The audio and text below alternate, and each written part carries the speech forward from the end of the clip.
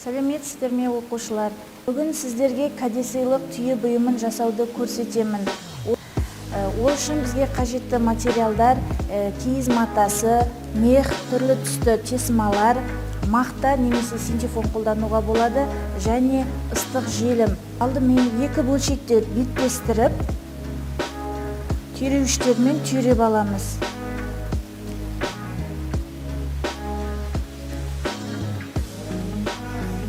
Түйреуіштермен түйреп болғаннан соң, машина тігісімен шетін айналдыра 0,2 сантиметрге тігіп шығамыз.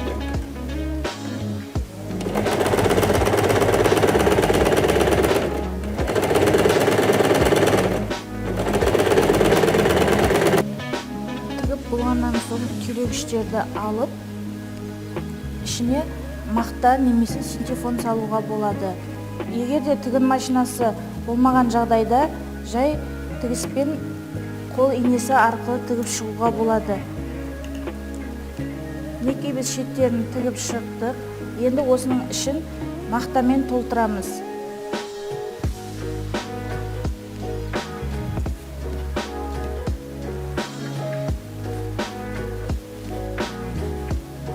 Мінекей біз түйенің ішіне мақта салуды аяқтадық. Ендігі кезекте түйенің екі өркешіне, мойнына және кеудесіне мех жапсырамыз. Ол үшін жасанды мехті қолданамыз. Өлшемді белгілеп алып, арнайы кескіш пышақпен кесеміз. Содан соң мехқа ыстық желім жағып, аталған жерлерге жапсырып шығамыз.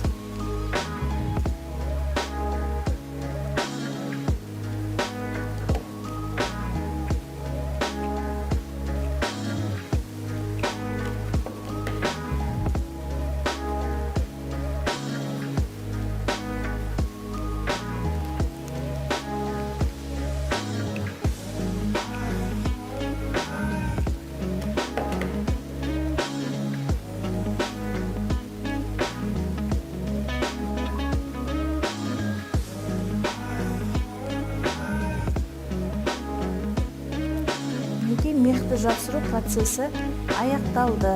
Процесс мақта салған жерімізді бекітеміз. Ол үшін фетр матасына түйемізді қойып, шет жақтарын сызып, қажетті көлемде бөлшек қиып аламыз. Қиылған бөлшегімізді мақта салған жерімізбен біріктіріп жабамыз.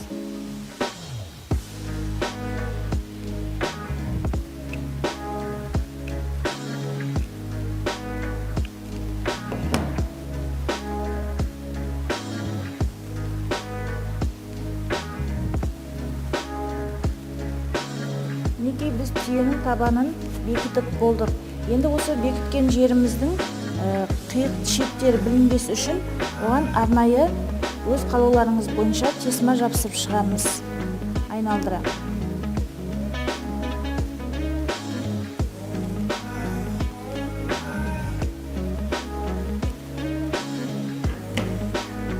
Мінекей біздің түйеміздің табаны дайын болды. Ендігі кезекте түйенің екі жанын түрлі тесмалармен әшекейлейміз және көзін, мойнына жібін қондырамыз.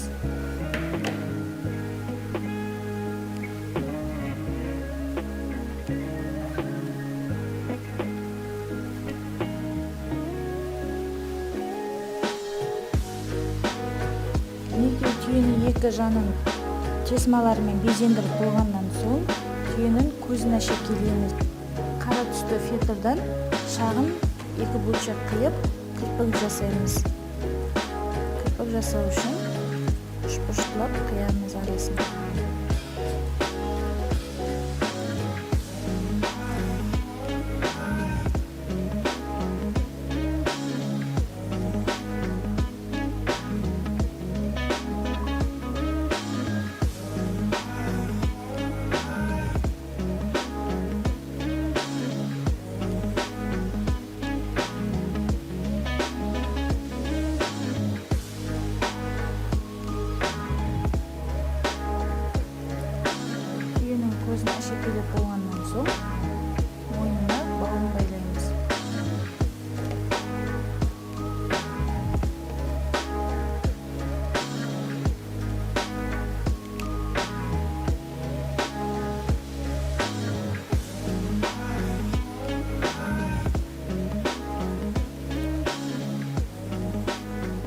биздин кәде сыйлык түйүү буюмубуз дайын болду.